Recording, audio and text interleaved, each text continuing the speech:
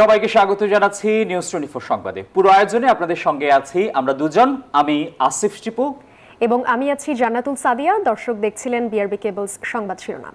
একেবারে বিস্তারিত।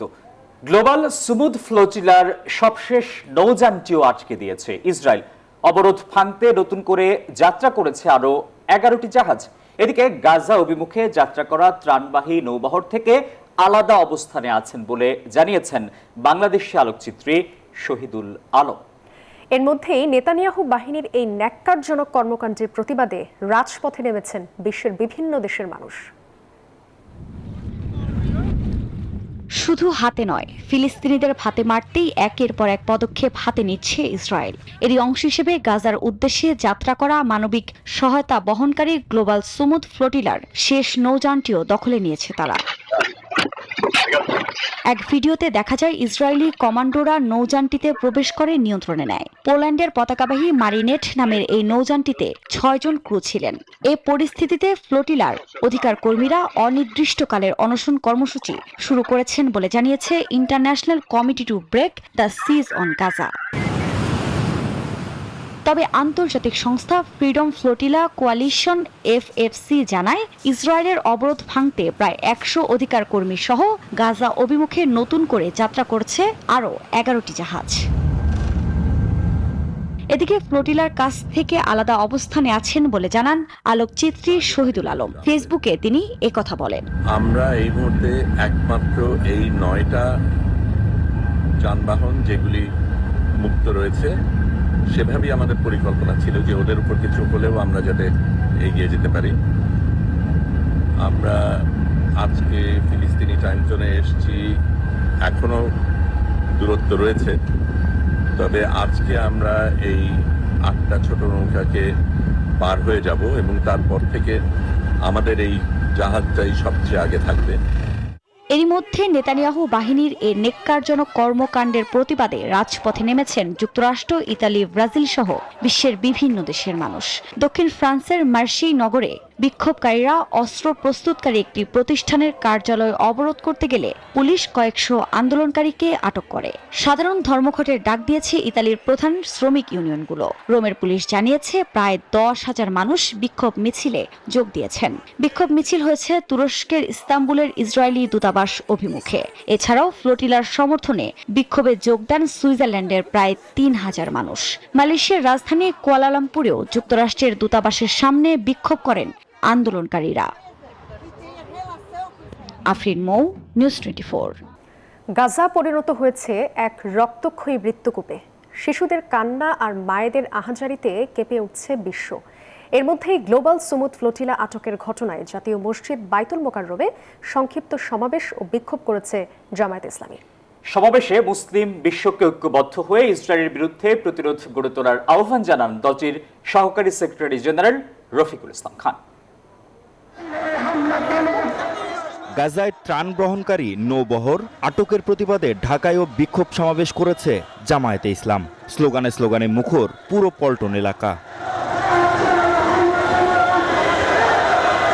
প্রতিবাদ মিছিল বিজয়নগর কাকরাইল হয়ে শান্তিনগর মোড়ে গিয়ে শেষ হয়। এ সময় গাজায় ত্রাণবাহী জাহাজ গ্লোবাল সুমুদ ফ্লোটিলায় ইসরায়েলের আক্রমণ, হামলা ও বিশ্বের মানবাধিকার কর্মীদের গ্রেপ্তারের প্রতিবাদ জানানো হয়।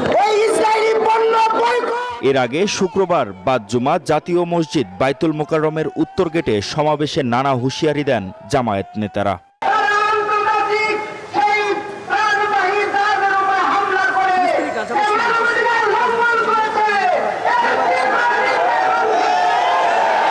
প্রয়োজনে আমরা সকলে ফিলিস্তিনের পক্ষে যুদ্ধ এবং জিহাদ করার জন্য প্রস্তুত আছি। এ সময় দলটির সহকারী সেক্রেটারি জেনারেল রফিকুল ইসলাম খান বলেন, গাজায় ত্রাণবাহী জাহাজে আক্রমণ, হামলা মানবতা বিরোধী অপরাধ। ফিলিস্তিন এবং গাজায় যে দখল করা হয়েছে এই দখল মুক্ত করতে হবে। 500 অধিক এই ত্রাণবাহী জাহাজের কর্মীদেরকে অবিলম্বে মুক্তি দিতে হবে। যতদিন ফিলিস্তিন স্বাধীন না হবে ততদিন মুসলমানদের লড়াই অব্যাহত থাকবে ইনশাআল্লাহ। এদিকে গাজায় ত্রাণবহরে হামলার প্রতিবাদে ফেনী ও কুমিল্লায়ও বিক্ষোভ সমাবেশ হয়েছে। মাহমুদ হাসান, নিউজ 24, ঢাকা।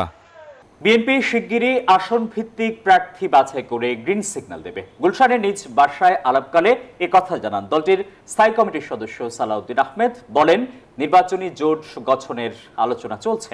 তিনি আরও বলেন, যারা জোটে আসবে তাদের আসন ছাড় দেয়া হবে। আগামী নির্বাচনে আওয়ামী লীগের অংশগ্রহণ আদালতের বিষয় বলেও মন্তব্য করেন তিনি।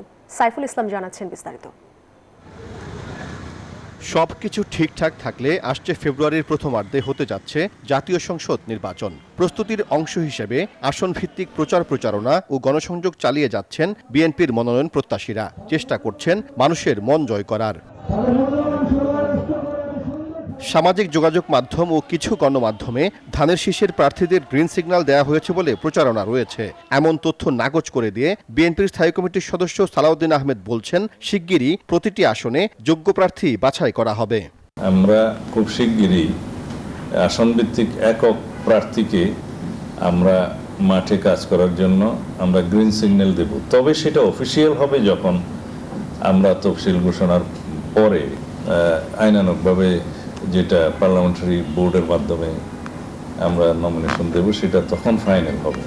নির্বাচনে জোট গঠনে বিভিন্ন রাজনৈতিক দলের সঙ্গে আলোচনা চলছে বলে জানান সালাউদ্দিন আহমেদ। তবে এনসিপির সঙ্গে এ নিয়ে এখনো কোনো আলোচনা হয়নি বলে দাবি তার। রাজনৈতিক আলোচনা তো সব দলের সাথে হয়, এনসিপির সাথেও হয়, তবে আসন ভিত্তিক কোনো আলোচনা তাদের সাথে আমাদের হয়নি। আগামী নির্বাচনে আওয়ামী লীগের অংশগ্রহণ বিষয়ে বিএনপির অবস্থান তুলে ধরে সালাউদ্দিন আহমেদ বলেন, বিচারিক প্রক্রিয়ায় তাদের ভাগ্য নির্ধারণ হওয়া উচিত। রাজনৈতিক দল হিসাবে এবং ব্যক্তি হিসাবে যারা দায়ী সেই সমস্ত অপরাধের জন্য উভয় বিচারই হতে হবে বাংলাদেশে। এর আগে তারা নির্বাচনে অংশগ্রহণ করতে পারবে কি পারবে না সেটা বিএনপির কোনো বিষয় নয়, সেটা জনগণের বিষয়, সেটা আইন আদালতের বিষয়। আদালতেই আমরা এখনো মনে করি সরকারের খুব দ্রুত আওয়ামী লীগের বিরুদ্ধে রাজনৈতিক দল হিসেবে বিচারের আওতায় নিয়ে আসা আওয়ামী লীগের বিরুদ্ধে মামলা দায়ের করা উচিত আইসিটি কোর্টে। আগে আইন ছিল না, এখন তো আইন সংশোধন হয়েছে। সংবিধান সংশোধন ছাড়া জুলাই সনদের বাকি প্রস্তাবগুলো এই সরকারের সময়ে বাস্তবায়নের পক্ষে সব দল একমত হয়েছে বলে জানান বিএনপির এই প্রভাবশালী নেতা। বলেন, সংবিধান সংশোধন সংক্রান্ত প্রস্তাবগুলো কিভাবে বাস্তবায়ন করা যায় তা নিয়ে দলগুলোর মধ্যে আলোচনা চলছে। সাইফুল ইসলাম, নিউজ 24, ঢাকা। আসন সমঝোতা হলে আগামী নির্বাচনে শরিকদের 100 আসন ছাড়তে পারে জামায়াত। খুলনায় এক অনুষ্ঠানে এমন মন্তব্য করেন দলটির সেক্রেটারি জেনারেল মিয়া গোলাম পরওয়ার। শুক্রবার দুপুরে খুলনা মহানগরীর আল ফারুক সোসাইটি কমপ্লেক্সে ছাত্র শিবিরের সদস্য পুনর্মিলনী অনুষ্ঠানে কথা বলেন তিনি।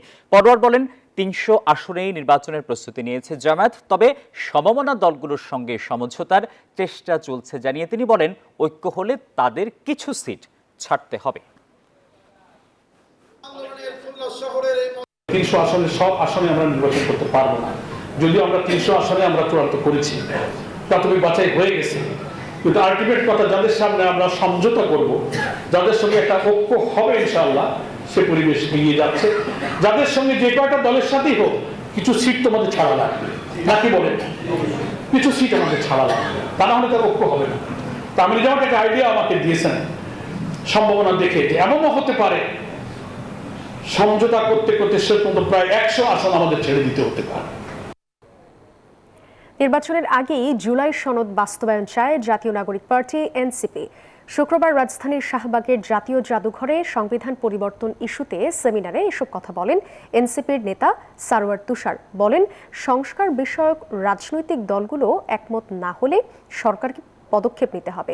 ঐকমত্য কমিশনে বিএনপির যুক্তিতর্কের কঠোর সমালোচনা করেন সারওয়ার তুষার। এ সময় জুলাই সনদ নিয়ে রাজনৈতিক বিরোধ মেটানোর আহ্বানও জানান এবি পার্টির যুগ্ম সাধারণ সম্পাদক ব্যারিস্টার সানি আব্দুল হক। সরকারকে এটাও ভাবতে হবে, যদি রাজনৈতিক দলগুলো একমত না হয় এবং খুবই সম্ভাবনা আছে যে একমত হবে না, সেক্ষেত্রে সরকারকে পজিশন নিতে হবে। এই সরকার তো শুধু কমিশন না, জুলাই সনদটা বাস্তবায়ন হবে ইলেকশনের আগেই। পদ্ধতি যে 2-3টা পদ্ধতি আলোচনা এসছে, সেই 2-3টা পদ্ধতি থেকে একটা পদ্ধতি বাছাই করেন, কিন্তু এটা ইলেকশনের পরে করা যাবে না। বাস্তবায়নটা হতে হবে জনগণের অভিপ্রায়ের উপরে। 2014 সালের জাতীয় নির্বাচনে চরমোনাই অংশগ্রহণ করেছে বলে একদল মিথ্যা অপপ্রচার চালাচ্ছে বলে মন্তব্য করেছেন ইসলামী আন্দোলন বাংলাদেশের আমির মুফতি সৈয়দ মোহাম্মদ রেজাউল করিম। বিকেলে রাজধানীর কাকরাইলে ডিপ্লোমা ইঞ্জিনিয়ার্স ইনস্টিটিউশন মিলনায়তনে ইসলামী আন্দোলনের মহিলা বিভাগের জাতীয় সেমিনারে প্রধান অতিথির বক্তব্যে তিনি এসব কথা বলেন। বিভিন্ন দল ক্ষমতায় যাওয়ার জন্য ইসলামী আন্দোলনের বিরুদ্ধে মিথ্যা প্রচারণা চালাচ্ছে বলেও দাবি করেন তিনি। বলেন, যারা এসব করছে তাদের চরিত্রই হলো মিথ্যা বলা। ব্যাপারে বর্তমানে তারা কিন্তু মিথ্যা বিভিন্ন অপপ্রচার চালায় যে আমরা নাকি 15.5 বছর আওয়ামী লীগকে হাত পাখা দিয়ে বাতাস করেছি। এই দিনটাকে যেরকম রাত্র বানায়, যদি জিজ্ঞেস করা হয় এই কথা আমাদের কেন বলা হয়, আমরা তাদের সহযোগিতা কিভাবে করলাম, বলে আপনারা 14 সালে জাতীয় নির্বাচনে গেছেন না? তারা ভালো করেই তো জানে যে 14 সালে জাতীয় নির্বাচনে আমরা যাই নাই। তারপর তাদের ধারাবাহিক সব নেতারা এক ধারসে এই মিথ্যে কথাগুলো বলতে। রাজধানীর মিরপুরে যাত্রীদের নামিয়ে গুলি ও বাসে আগুনের ঘটনা তদন্তে নেমেছে পুলিশ। একটি ফোন কলের রেকর্ড ধরেই খোলাসা হতে চলেছে মিরপুরে বাসে আগুন ও গুলির ঘটনা। বাস মালিককে ফোন করে প্রতি মাসে 1 লাখ টাকা চাঁদা চেয়ে হুমকি দেন নেসার নামের এক যুবক। টাকা না পেয়ে এর আগেও একজনকে কুপিয়ে মারাত্মক আহত করে। শুক্রবার সকাল 7:12 সিসিটিভি ফুটেজে দেখা যায় মিরপুরের সেনপাড়ায় আলিফ পরিবহনের একটি বাসের গতিরোধ করে 4 অস্ত্রধারী। মুহূর্তেই কয়েক রাউন্ড গুলি ছুড়ে তৈরি করা হয় আতঙ্ক। নামিয়ে দেয় বাসে থাকা যাত্রীদের, চাপাতি দিয়ে বাসে কুপিয়ে আগুন দেয়া হয়।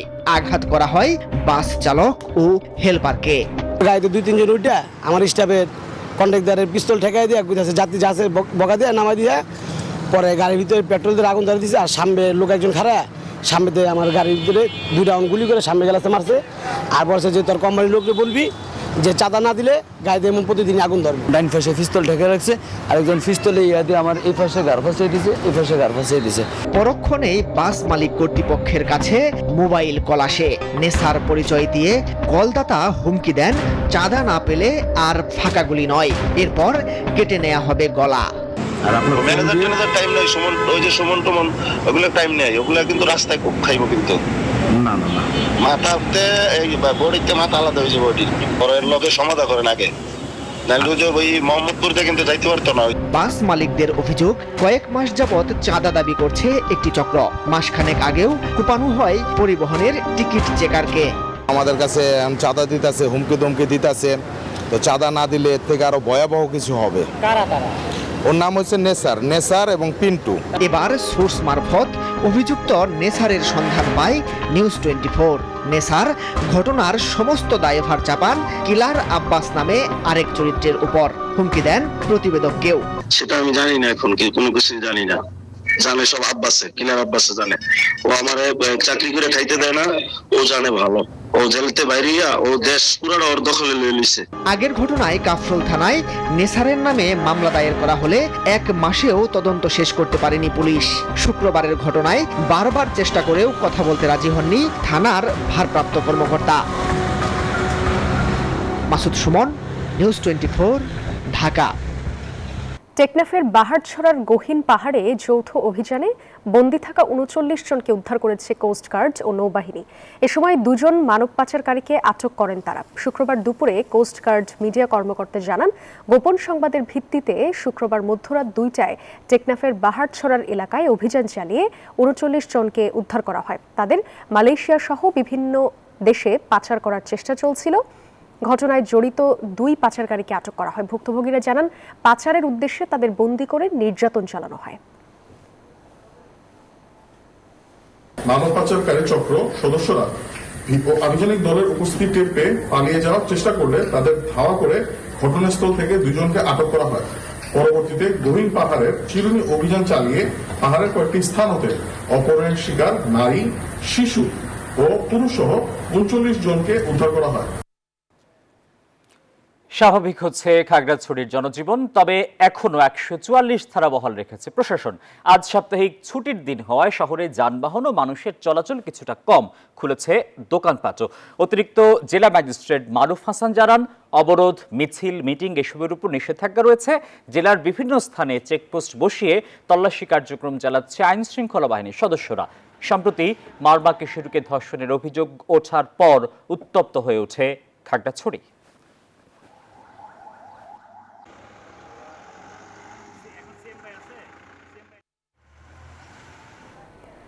শরীয়তপুরের সখীপুরে 6 বছরের শিশু তাইবার নৃশংস হত্যার সুষ্ঠু তদন্ত, ন্যায় বিচার ও হত্যাকারীদের ফাঁসির দাবিতে মানববন্ধন করেছে ঢাকাস্থ সখীপুরবাসী।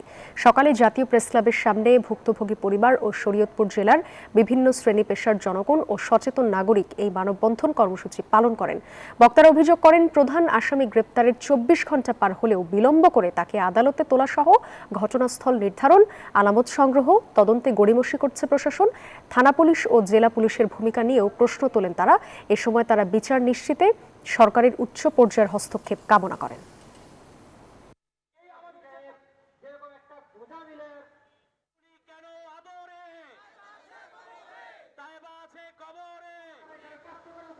এবার মধুমতি ব্যাংক পিএলসি অর্থ বাণিজ্য সংবাদ। রাজধানীর বাজারে আবারও কাঁচা মরিচের দামে ট্রিপল সেঞ্চুরি। কোথাও কোথাও প্রতি কেজি বিক্রি হচ্ছে 400 টাকার বেশি দামে। সবজির দামও ফের ঊর্ধ্বমুখী। সব সবজির কেজিতেই বেড়েছে 20 থেকে 30 টাকা পর্যন্ত। বিক্রেতারা বলছেন, মৌসুম না থাকা ও টানা বৃষ্টির কারণে সরবরাহ কম, তাই দাম বাড়তি স্বস্তি নেই মাছ মাংসের বাজারে। মাসের প্রথম সপ্তাহেই বাজারের হিসেব মেলাতে হিমশিম দশায় মধ্যবিত্ত থেকে শুরু করে নিম্ন আয়ের মানুষ। সংসারের আয়ের বড় অংশই শুধু নিত্যপণ্য কিনতেই খরচের খাতায়। রাজধানীর বাজারে কাঁচামরিচের দর হঠাৎ করে আবারও বাড়তি। গত আগস্টের মাঝামাঝিতে কেজি ছাড়িয়েছিল 300 টাকা, এখন আবারও সেই পরিস্থিতি। বেগুন, টমেটো, পটল, ঢেঁড়স, করলা গত সপ্তাহের তুলনায় প্রায় সব সবজি কিনতে কেজি প্রতি 20 থেকে 30 টাকা বেশি গুনতে হচ্ছে। মধ্যবিত্ত তারা তো সহজে কিনতেই পারি না, তারপরেও তো খাওয়া লাগে, কেনা লাগে, কারণ পেট চালাতে হবে অবশ্যই। যে পরিমাণে দাম বাড়ছে, আমাদের এই সবজি কিনে খাওয়া আমাদের পক্ষে আসলে খুবই কঠিন হয়ে পড়তেছে। ভোগান্তি তো আমাদের আসলে অনেক বেশি। এখন আমরা কনজিউম কম করতে হচ্ছে, তাছাড়া তো উপায় নেই। এখন কোম্পানিগুলো বেতনও বাড়াচ্ছে না ওরকম ভাবে, সবাই বলছে ব্যবসা খারাপ, ব্যবসা খারাপ। বিক্রেতাদের ব্যাখ্যা, মৌসুম না থাকায় এবং টানা বৃষ্টির কারণে মাঠ পর্যায়ে উৎপাদন কমেছে, ফলে সবই বিক্রি করতে হচ্ছে বেশি দামে। এখন তো বড় মৌসুম না, এখন মনে করেন অনেক তরকারির সিজন না। এই পাতাকপি, ফুলকপি, ছোট ছোট জিনিস 100 টাকা পিস। আজকে কাঁচামরিচ 400 টাকা কেজি আমরা বিক্রি করতেছি। এই যে ইন্ডিয়ানটা নাই, ইন্ডিয়ানটা না থাকার কারণে দাম বেশি। মাছ মাংসের বাজারেও অস্বস্তি, বেড়েছে ব্রয়লার মুরগির দাম। সপ্তাহের ব্যবধানে কেজিতে বেড়েছে 10 টাকা। 1 কেজি সাইজের যে ইলিশটা, এটার গ্রেড বলা, এটা বেশিরভাগ বহিরাষ্ট্রে যায়, যার কারণে এই মালটার রেটটা প্রথম থেকে এই পর্যন্ত দাম বেশি। ব্রয়লার মুরগির 190 টাকা, সোনালী 290, আর বেচা কিনা অনেক কম বৃষ্টির কারণে। প্রতি কেজি ব্রয়লার মুরগি বিক্রি হচ্ছে 190 টাকায়, যা আগের সপ্তাহে ছিল 180 টাকা। সোনালী মুরগি বিক্রি হচ্ছে 290 থেকে 300 টাকা কেজিতে। মরিয়ম আজিজ মৌরিন, নিউজ 24, ঢাকা। বসুন্ধরা আবাসিক এলাকায় সুপার শপ মিনা বাজারের নতুন আউটলেটে ন্যায্য মূল্যে নিত্য প্রয়োজনীয় পণ্য কিনতে ভিড় করছেন ক্রেতারা। শুক্রবার সকালে রাজধানীর বসুন্ধরার জাপান স্ট্রিটের জেসিএক্স বিজনেস টাওয়ারে super market chain shop Meena বাজারে সকাল থেকে দেখা যায় ক্রেতা সমাগম। সুশৃঙ্খল ও সারিবদ্ধভাবে সাজানো প্রতিটি সেকশন, তাজা শাকসবজি, মৌসুমি ফলসহ সুলভ মূল্যে নানা রকমের মাছ কেনার দিকে ঝোঁক বেশি ক্রেতাদের। পাশাপাশি পাওয়া যাচ্ছে মাংস, চাল, ডাল, ডিম সহ দেশি বিদেশি প্রসাধনী পণ্য। Biscuit, chips, shampoo, juice, toothpaste আইটেমে চলছে একটি কিনলে একটি ফ্রি অফার।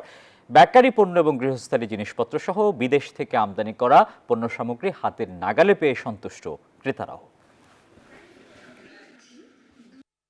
রিজনেবল প্রাইস, সবই পাওয়া যায় কাছাকাছি, ম্যাক্সিমাম টাইমই পাওয়া যায়। সারা সপ্তাহ ব্যস্ত থাকি, এই সময়টা ঘুরে দেখি যে কোনগুলাতে, তো কয়েকটা ইয়াতে ঘোরার পর মনে হইলো যে মিনা বাজার মোটামুটি কিছুটা সাশ্রয়ী হয়। শাকসবজিগুলো ভালো পাই, ফ্রেশ তাজা শাকসবজি থাকে, সব আইটেমই পাওয়া যায়, কখনো এরকম হয় না যে কোনো আইটেম খুঁজে পাই নাই। আমার এখানে কিনে মানে স্যাটিসফ্যাকশনটা ট্রুলি বেশি কাজ করে, বিশেষ করে আমার জিনিসগুলি ফ্রেশ মনে হয় আর সার্ভিস খুবই ভালো। এদিকে বসুন্ধরা আবাসিক এলাকার আপন ফ্যামিলি মার্টের নতুন আউটলেটেও উপচে পড়া ভিড়। সাপ্তাহিক ছুটির দিনে স্বাচ্ছন্দ্যে কেনাকাটা করছেন ক্রেতারা। শুক্রবার সকালে আপন ফ্যামিলি মার্টের নতুন আউটলেটে দেখা যায় ক্রেতার সমাগম। ছুটির দিনে হাতের নাগালে সব পণ্য এক ছাদের নিচে পেয়ে খুশি আগতরা। পুরো সপ্তাহ জুড়ে থাকছে নুডলস, বিস্কুট সহ নানা পণ্যে একটি কিনলে আরেকটি ফ্রি অফার। বাসার কাছে এমন সুপার শপ থাকায় পরিবার নিয়ে ঘরের জন্য যে কোনো প্রয়োজনীয় পণ্য কেনাকাটা করতে পারছেন আগতরা। একই সাথে আছে ফার্মেসির কর্নার, লাইভ বেকারি, পাওয়া যাচ্ছে দেশি বিদেশি কসমেটিক্সও, মানসম্মত পণ্য, তাজা মাছ ও সবজি পেয়ে খুশি ক্রেতারা।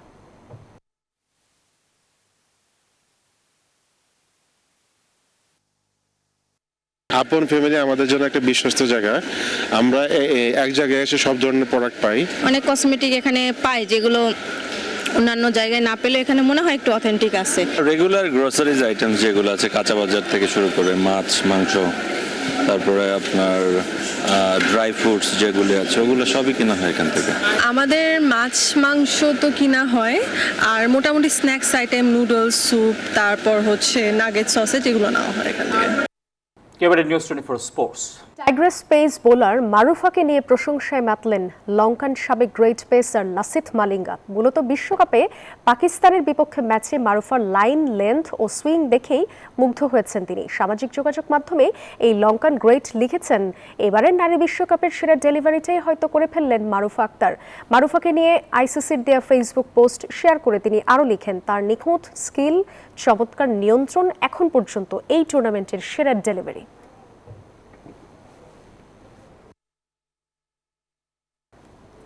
দীর্ঘ 14 বছর পর আবারও ভারতে আসছেন আর্জেন্টাইন ফুটবল মহাতারকা লিওনেল মেসি। বিশ্বকাপ জয়ী এই কিংবদন্তি ডিসেম্বরের সফরে ঘুরে বেড়াবেন কলকাতা, মুম্বাই, আহমেদাবাদ ও দিল্লিতে। এছাড়া ক্রিকেটও খেলবেন সচিন, কোহলি, ধোনির বিপক্ষে। এমনকি সেখানে থাকতে পারেন বাংলাদেশের সাকিব আল হাসানও। ফুটবলের ইতিহাসের অন্যতম সেরা অধ্যায়ের নাম যখন লিওনেল মেসি, তখন তার প্রতিটি পদক্ষেপই ভক্তদের জন্য উৎসব। সেই উৎসব এবার ছড়িয়ে পড়তে চলেছে ভারতের মাটিতে। আগামী 13 ডিসেম্বর 4 দিনের সফরে ভারত আসছেন আর্জেন্টাইন মহাতারকা। সফরে কলকাতা, মুম্বাই, আহমেদাবাদ আর দিল্লি, এই 4টি শহরে নানা কর্মসূচিতে অংশ নেবেন তিনি। দেখা করবেন দেশটির প্রধানমন্ত্রী নরেন্দ্র মোদীর সঙ্গেও। সবচেয়ে বড় চমক থাকছে মুম্বাইয়ের ঐতিহাসিক ওয়াংখেড়ে স্টেডিয়ামে। 14 ডিসেম্বর এক বিশেষ প্রীতি ক্রিকেট ম্যাচে নামবেন মেসি। প্রতিপক্ষ হিসেবে থাকবেন ভারতীয় ক্রিকেট কিংবদন্তি সচিন টেন্ডুলকার, বিরাট কোহলি, মহেন্দ্র সিং ধোনি ও রোহিত শর্মা। গুঞ্জন আছে সেখানে থাকতে পারেন বাংলাদেশের সাকিব আল হাসানও।